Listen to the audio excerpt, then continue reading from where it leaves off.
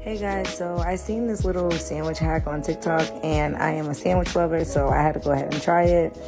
Me and my friends was getting on a boat, so I was like, let me make us some sandwiches, whatever. Anyway, so you're gonna go ahead and get you some King Hawaiian rolls, cut it in half, and get whatever spread you like. I am a mayonnaise lover, so I just put a lot of mayonnaise on them.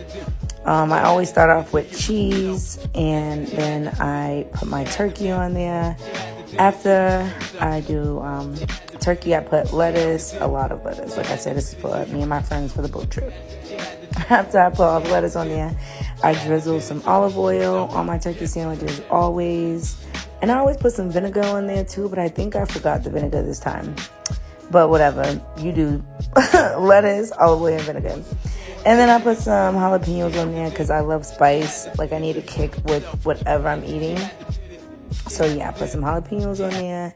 And then after you put the sandwich back together, you're going to go ahead and cut it in like individual little sandwiches, as you see here. And then my greedy ass, I had to get me a little piece of my little appetizer before I got on the boat and got lit, okay? Because we have bottles on bottles.